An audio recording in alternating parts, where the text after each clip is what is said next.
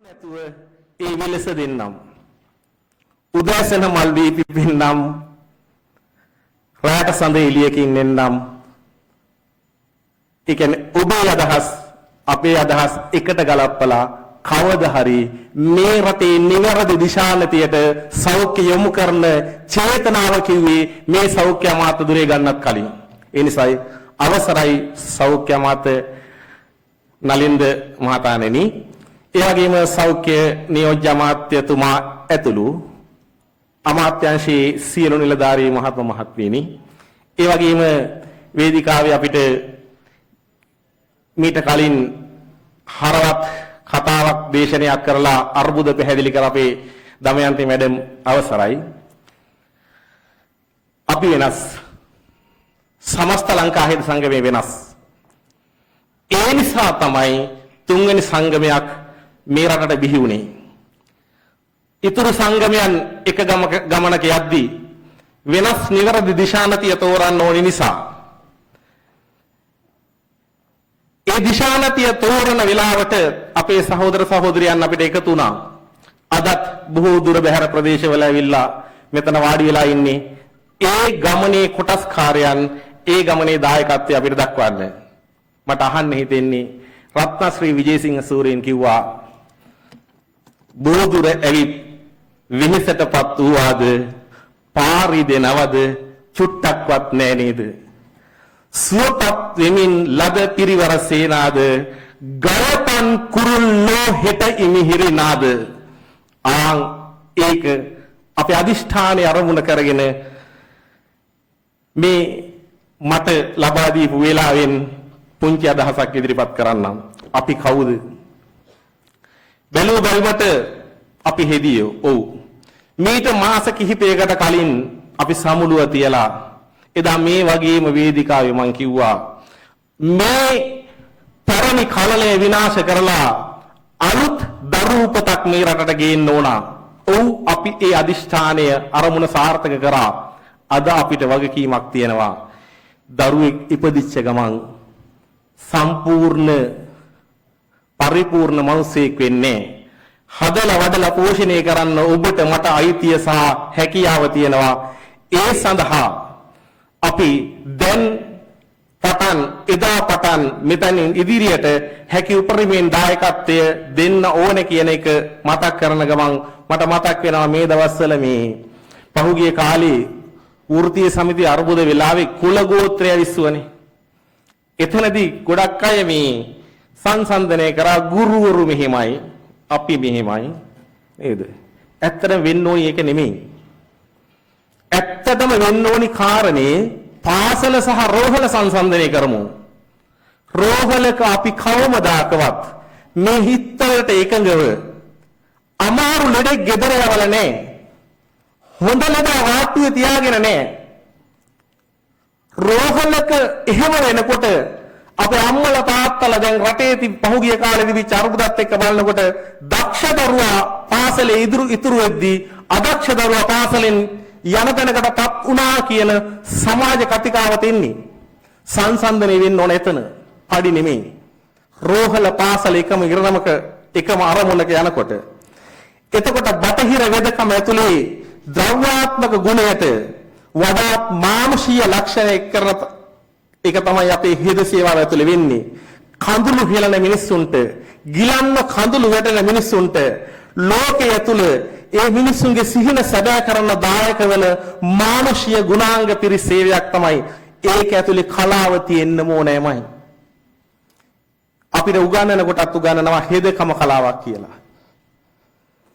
ඒ නිසා රැයට හඳ පායන එක වාට්ටුවේ ඉන්න ගමන් අපේ සහෝදරියක් හඳ දිහා බැලුවොත් කොහොම හිතෙයිද? මීදු මස්සෙන් හඳ පේනකොට හිතෙනවා ඊයේ රෑ මහ මැදියම වාට්ටුවේ සුදු වීදුරු ජනෙලෙන් බෙහෙත් වතුර මෙන් පින්න යටින් අර පින්න පේන්නේ බෙහෙත් වතුර වගේ. ඒක තමයි හෙදකම ඇතුලේ තියෙන කලාව. දුටුවාමම අහස් ගැබේ දියවන සඳ ඇස්ප්‍රීන් පෙත්තක් විලසට. හඳ දිය වෙලා යනවා ඇස්ප්‍රීන් පෙත්තක් වගේ. ඒ අපි භාවිතා කරන ශාස්ත්‍රය ඇතුලේ අපි ගත කරන ජීවිතය ඇතුලේ ඔව් හෙදියක් නම් දකින්න ඕන ඇස්ප්‍රීන් පෙත්ත දිය වෙන එක තමයි. ඒ Tamanගේ ශේෂ්ත්‍රය අනුව ලියවෙන කවි. අර අහලා තියෙනව නේද ගීතයක් බ්‍රහස්පතිට වැඩිය ලොකුයි මගේ රංකඳ ඔයාව ෆ්ලෑෂ් ලයිට් වලට වඩා වටිනව ඔබ හිනාව එහෙම එකක් තියෙනව නේද? ඕක ලියන්නේ කවුද? ඉලෙක්ට්‍රික් ඉංජිනේර කෙනෙක්. එයාට පේන්නේ වයර් කෑලි තමයි. එතකොට ෆ්ලෑෂ් ලයිට් වලට වඩා එළියයි ඔබ හිනාව. බ්‍රහස්පතිට වැඩිය ලොකුයි මගේ රංකඳ ඔයාව පැටිනම් කඳකටත් වඩා වටිනව මට ඔයාව. අපේ හෙදකමේ කලාව ඇතුලේ මේක මේ විදිහක්. වෙන තැනක කලාව ඒකේ විදිහක්. ඒ නිසා අපේ සහෝදරත්වය දොඩමලු වන නිසා පෙන්වා කුළුණු ගති තම දුක කියන්නට ගිලනුන් කැමති වෙති දුක සැප කොමක්දයි විමසන ටිකම ඇති කුමටද ඉතින් දිය වී යන බෙහෙත් පෙති දුක සැප කොමක්දයි විමසන ටිකම ඇති කුමටද ඉතින් දිය වී යන බෙහෙත් පෙති ඒ නිසා මෙවන් පින්වත් රැකියාවක් කරන්න මෙවන් කාර්යයක් කරන්න මෙවන් මානුෂීය වගකීමක් කරන්න ඔබ වැනි මවකලද දරුවෙක් ඔබ වැනි සොයුරියකලද සොහොයුරෙක් ඔබ වැනි දුවකලද මවක් ඔබ වැනි දුවකලද පියෙක් ඔබ වැනි බිරිඳකලද ස්වාමි පුරුෂයෙක් සත්තකින්ම නිවුණා නම් වේ. ඒක තමයි හෙදකමේ තියෙන වටිනාකම. අපිට මේක මේ තත්ත්වෙන් සමාජයට දෙන්න බැරි වුණේ ඇයි? අපිට ගැටලුවක් තියෙනවා. මොකක්ද? සියල්ල වෙළඳ භාණ්ඩ වුණාට පස්සේ අපේ නර්සින් විතරක් මේක ඇතුළේ ඉතුරු වෙන්න විදිහක් නැහැ. කුරු ගඳ ගහන සමාජයක් ඇතුළේ හැමදේම මිලට විකිරෙනකොට නර්සින් විතරක් එහෙම සාර ධර්ම තිරල ඉතිරෙන විදියක් නෑ. මේක අපේ වරද නෙමෙයි. මේක සමස්ත ලංකා හෙද සංගමේ වරද නෙමෙයි. මම විශ්වාස කරනවා මේක මේ බලය ගත් ආණ්ඩුව වරදක් නෙමෙයි.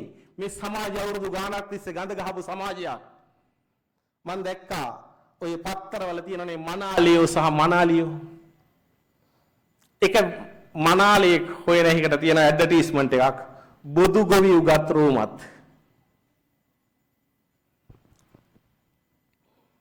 තරුණ පෙනුමැති යහපත් රවි කුජ මීන බලවත් චරිතවත් ගුණ යහපත් පශ්චාත් උපාධිධාරී වරලත් ගණකාධිකාරී විධායක නිලධාරී පියාවතු අධිකාරී සෙනසුරු සොයුරු පෙන කැනඩාවේ සොයුරිය වියට්නාමේ කඩ ඇත හැටන් නගරේ පන්නූර් වතු යායේ මේ තමන් බලා ගන්න පුළුවන් ආදරවන්ත කෙනෙක් නෙමෙයි හොයන්නේ ව්‍යාපාර තියෙන එක තමයි පෙන්වන්නේ ඒක ඇතුලේ කියනවා වරදට සමාව දෙන්නෙමි නනලල වේද නොතකමි හනහන් කොපියේ එව්වකි ගුණ දොස් නැතොත් යහපති උසාඩි 5යි 4යි 35 පිරුණ පමණයි සිකුරු තරමක් නීචයි සහකාරියක් විමසයි පරිගණකයක් ලාභයි print අපිට මිලට පමණයි printerයක්ද සමගයි sorry ඒ අනිත් පිටුවයි පරිගණක විකිනෙන ගානට අපේ මිනිස් සමාජයේ විකිනෙනවා නම්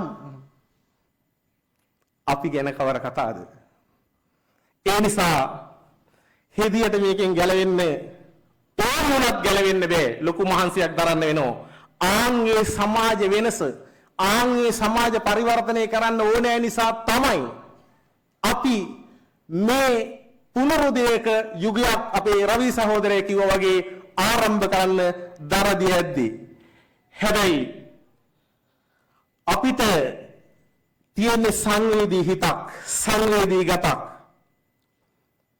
මොකද රෝගීන්ගේ දුක වේදනාව අපි තරම් හඳුනන කවුරුවත් නැහැ රෝගියෙකු වාට්ටුවට ආවට පස්සේ මේ එළියේ සමාජේ මොනවා කතා කරත් අපේ මැඩම් කිව්වා වගේ ඒ දුක වේදනාව සමහර වෙලාවට ගෙවල් අය දරු පැටවු කරගහගෙන වාට්ටුවට එනකොට කන්න බොන්න නැතුව වාට්ටුව ඇතුලේ ඒ එළියේ ඉන්න පවුලේ අය දුක් විඳින හැටි අපිට පේනවා. එහෙම ජරා ජීර්ණ වෙලා ගත කරන ජීවිත මේ සමාජය තුළ තියෙනවා. ඒ සමාජය තුළ තියෙන මේ ජීවිතවල ඛේද වාචකය සංවේදී සහකම්පනයක් තියෙන හදවතක් තියෙන හෙද සහෝදරත්වය අපි හොඳින් අඳුරනවා.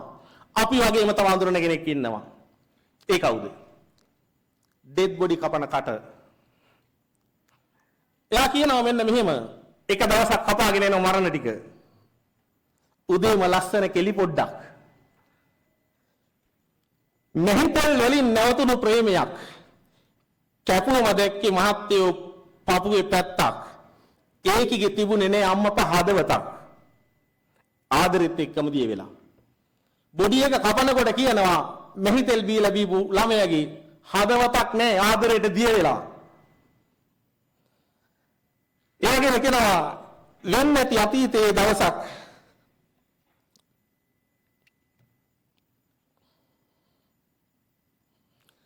අඩු වයසකින් දිරපු නාමර ගැටේ කැපුව හිමිහිට ඌවමම වරුවක් බීලා ඒක වල්නාශක අවුන්සයක් පුදුමයි ඒකගෙත් නෑ liver එකක් අරක්කු විතරයි දවසෙම අරක්කු බීපු කෙනා කට කපනකොට liver එකක් නෑලු බැලුවට පස්සේ උගේ ගෑණි වෙනතක් හවස් වරුවට කහුට පරාණයක් කපන්න දෙයක් නෑ බඩේටි පොත්තක් වහ බීලා නෑ නැතුව වෙන්නේ නැති වත්කමක් උහුල ගන්න බැරුව බඩගින්නේ කාලා එකිනියඟ ලාලයක් මම අම්මත් සිහි වෙලා වැටුණ සීතල කඳුළු බින්දුවක් අන්තිමටම කපනවා අන්තිමේක ඉස්කෝලේ වයසේ කෙල්ලෙක් වහ බොන්ට තරම් මේකිට නෑලු කිසි හදියක් ගෙදරුන් කියද්දි කැපුවා මම පැය දෙක තුනක් බලනකොට මහත්තයෝ ඒකෙගේ කුසේ පුංචිම පුංචි හදවතක් නොකිව්වේ කාටවත් නැති වෙන්න ඒකිට තව කළු පැල්මක්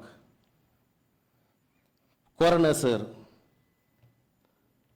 මේ මිනිස්සු මැරෙන්න කලින් මැරිලා ගොඩක් කල් එහෙම තමයි අපේ රටේ මිනිස්සු අදට ඇති සර් මං යනවා පොඩි අඩියක් ගහන්න කියලා මරණ කපන කටර එතනින් යනවා මේක තමයි අපේ රටේ මිනිස්සුන්ගේ ජීවිත මේක තමයි අපේ රටේ මිනිස්සුන්ගේ ජීවිතවල ඛේද වාචකය මේක තමයි අපිට සුවපත් කරන්න බාර වෙලා තියෙන්නේ ඒ සඳහා තමයි සංවේදී හිතක් හදවතක් පපුවක් මේ නයිටින්ගේ ලුත්තමාවිය කියපු විදිහට අපිට කාර්යශූර දෑතක් ඒ හැම දෙයක්ම උරුම කරලා දුන්නේ යන්නේ ඒකට.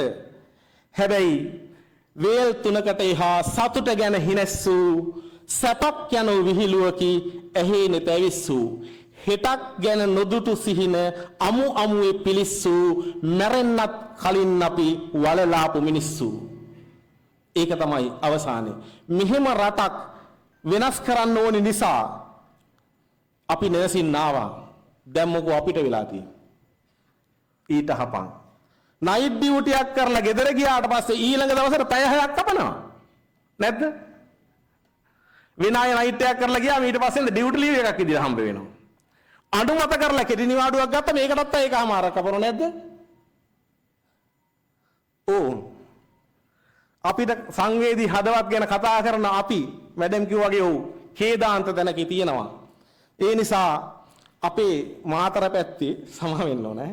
පණංගල කියලා හක්මන පැත්තේ ගමක් තියෙනවා. අප්පුහාමි කියලා මිනිස්සෙක් ඉන්නවා. අකුරු ලියන්න බෑ. හැබැයි නිතර කවියක් කියනවා. අප්පුහාමි කියනවා උපන්නාට මේ ලොව වැනෙනවා විනා ලොව සිරිතට අඹුදරු රකින්නවා විනා ජීවිතේ ලබා පාපය ගෙවනවා විනා ගෙන යන දෙයක් නැත දුක් විඳිනවා විනා අකුරු බැරි වුණත් ජීවිතේ හරියටම කියවපු මිනිස්සු හැබැයි අපි කියනවා ඔව් එහෙම ඉරනම් ඛේද වාචකයක් මේ රටට ඇති කරේ දේශපාලනයම තමයි ඒ ජරා ජීර්ණ වෙච්ච දේශපාලනය ඇතුලේ එහෙම නැතුව හොඳ දෙයක් ඉතුරුුනේ නෑ සාර ධර්ම ඉතුරුුනේ නෑ සහකම්පනය ඉතුරුුනේ නෑ මිනිස්සුන්ගේ තෙත් ගතියක් හඳුනා ගන්න පුළුවන් මිනිස්සු ඉතුරුුනේ නෑ ඒ සමාජයක් සුවපත් කිරීමේ වගකීම රෝගියෙක් සුවපත් කිරීමේ වගකීමකට වඩා එහා ඒ නිසා මේ ඒ අතර ඉන්නේ ගොඩාක් දුක් විඳින මිනිස්සු අපි සමාජයේ රැල්ලක් හදලා සමාජමය වශයෙන් එකතු කරා මේක වෙනස් වෙන්න ඕන මේක දේශපාලන අධිකාරියේ වැරද්දක් කියලා දේශපාලන අධිකාරිය නිවැරදි සහතිකයි හෙටත් නිවැරදි හැබැයි ඒත් අපේ ප්‍රශ්නේ ඉවර නැහැ එහෙනම් තවත් මහජන මතය මේ තරම් ඉල්ලද්දී තවත් ඒවා හිර වෙන තැන් කොහේ හරි තියෙනවා නම් අනේ අමාත්‍යතුමනි ඔබතුමාගේ දැඩි අවධානයත් සෞඛ්‍ය අමාත්‍යාංශී ඒ තැන්නට යොමු වෙන්න ඕන. LTT යුද්ධ කාලේ හමුදාවේ කැම්ප් එකක නාන ලිඳක් තියෙනවා. ඒ ලිඳේ කොල්ලෙක් ලියනවලු උඩ වතුර තරු වලට මැද වතුර පටි වලට මඩ වතුර පොඩි අපිට කොටි ගහලා මදි තොපිට කියලා. මං කියදනේ අපි අහින් ප්‍රාර්ථනා කරන්නේ හැබැයි මේ ඉන්නේ දුක් විඳින අම්මලා, මේ ඉන්නේ පපුව පැලිච්ච අම්මලා, මේ ඉන්නේ ලය ඉරිච්ච අම්මලා, දරුවෝ ගෙදර දාලා මේ රාජකාරියට එන අම්මලා අද හරියට රෝහලක් ගන්න හොයලා බලන්නේ කී දෙනෙක් දිවිනසා ගන්න තත් කරලා තියනවද කියලා, කී දෙනෙක් මානසික රෝගීන් වෙලා තියනවද කියලා. සමාජයක් සුවපත් කරන්න ආපු ඒ අයගේ පෞල් ජීවිත අවුල් වෙලා. මොකද මේක කෙනෙක් දවල් කෙනෙක් රෑ වැඩ. සමහර අය මේක තේරුම් ගන්න බෑ. හරියට රසිකා මුහන්දිරම් ලියන කසාදේ වගේ. මොකද්ද කියන්නේ? ඔයා ගිරවියක් මං වවුලෙක්. මේක නඩු නඩු බාණ්ඩ. ඔයා ගිරවියක් මං වවුලෙක්. ඒත් අපි බැන්දා. මහරෑ යා වැඩට ගියා. ගේට්ටුව පනිනකොට නලලට හාද්දක් දුන්නා. උදේට පුහුලන් අරන් එන්නම් කියලා ඔළුවෙන් හිටගෙන පොරොන්දු වුණා. වවුලෙක් කසාද බැන්ද මෙහෙම තමයි. මම රැට හීනෙන් එයත් එක්ක වන උයන් වල සැරිසරුවා. තනියෙන් හීනෙන් තමයි යන්න වෙන්නේ. එක්කෙනෙක් වැඩ අනිත් එක්කෙනා ගෙදර. ඊට පස්සේ බිම වැටුණු වවුල් හප දැකලා එයා කලබල වුණා. ඒ මගේ නෙමෙයි. මං විශ්සෝපයෙන් කිව්වා. හරිනේ නඩු බාණ්ඩ. මීගස්සට තද කලුවරේ එයා ගොලි වුණා. මම වේල් දෙනිවල ඉපනැල්ලේ නිදහසේ පියෑඹුවා. මගේ ගිරා හොටේ යමිනිච්ච පළතුරු කෑලි දැකලා එයා බය වුණා. වවුල් හප දැකලා නෝන බය වෙනකොට ගිරා හොටේ පළතුරු කෑලි දැකලා මහත්තයා බය වෙනවා. මට හොරා මොනවද කෑවි? හැම වතාවෙම යා තරහින් නැහුවා. අපි දෙන්නම කැමති වෙන කන්න කැමති වෙන වෙන කෑම. අපි සරන්න කැමති වෙන වෙන උයන් වල. හීනෙන් ඇහැරෙද්දි මම ඉගෙන ගත්ත පාඩම එයාට කියලා දෙන්න බෑ. එයා ගෙදර එන්නේ වැනි නිදිමතේ ඔළුව බර කරගෙන. ඒ නිසා ගෙදර තියෙන ප්‍රශ්න ටිකවත් මහත්තයා නෝන අතරේ කතා කරගන්න බැරි වෘත්තියක් මේක. ඒවා ඒ තරම් ඛේදවාචක බවට පත් වෙච්ච රටක මේ අපි ඉන්නේ. මේ නිසා කුටුම්බයන් පුපුරල යන ඒවා මහා ලොකු දේවල් නොවන ගානටපත් වෙලා අපේ හෙද සමාජය ඇතුලේ. හැබැයි මේ අම්මලගේ දරුවෝ මේ තාත්තලගේ දරුවෝ ඒ වගේම දුකක් විඳිනවා. අපිට සල්ලි ඕනි තමයි. සමාජයේ පහුගිය කාලේ ලොකු ආందోලනයක් ඇති කරා. අපිට පඩි මදි බෝඩ් අල්ලගෙන හිටියා. ඒව මදි මේව මදි. හැබැයි අපි එක හෙලා කියනවා මුදල්මය මත නෙමේ ජීවිතේ තීරණය වෙන්නේ. එක තාත්තා කෙනෙක්ගෙන් දරුවෙක් අහනවා තාත්තේ ඔයාට පැයකට කීයක් හම්බ වෙනවද? තාත්තා කියනවා මට ඩොලර් 50ක් හම්බ වෙනවා 100ක් හම්බ වෙනවා කියනවා. දරුවා කියනවා තාත්තේ මට එකෙන් ඩොලර් 50ක් දෙන්න පුළුවන්ද කියලා. තාත්තට කේන්ති යනවා. තාත්තා බනිනවා මම මෙච්චර අමාරුවෙන් හම්බ කරන්නේ. රෑ නිදි මරාගෙන හම්බ කරන්නේ. උඹලට සෙල්ලම් කරන්න නෙමෙයි මම මේ සල්ලි හම්බ කරන්නේ. උඹලට ඕනි දේවල් වැඩ කරන්න නෙමෙයි මේ සල්ලි හැමර බොහොම අමාරුවෙන් දුක් මහන්සියලා මේ සල්ලි හම්බ කරන්න කියලා දරුවට බැන්නට පස්සේ දරුවා කාමරයට ගිහලා බුදිය ගන්නවා. දරුවා කාමරයට ගිහිල්ලා බුදිය ගත්තට පස්සේ තාත්තා තනියෙන් කල්පනා කරනවා මම මේ කරපු දේ හරිද? නෑ. තාත්තා හිතනවා ඇත්තටම දරුවට මොන හරි ඕන වෙලා වෙන්නේ නැති මේ. මගෙන් මෙහෙම ඉල්ලන්නේ. මං ඒක දීපු නැති එක වැරදි. දරුවා කොහෙන් සල්ලි හොයන්නද? කාමරයට ගිහිල්ලා පුතේ කියලා කතා කරනවා. කතා කරලා ඉවරලා කියනවා පුතේ මට සමා වෙන්න. ඔයාට මොන හරි යොමනා වෙලා වෙන්නේ නැති මගෙන් ඩොලර් 50ක් ඉල්ලුවේ. මෙන්න ඒක ගන්න කියලා දෙනවා. පුතා ඒක අරගෙන වේගයෙන් දුවලා යන ඇඳ ගාවට.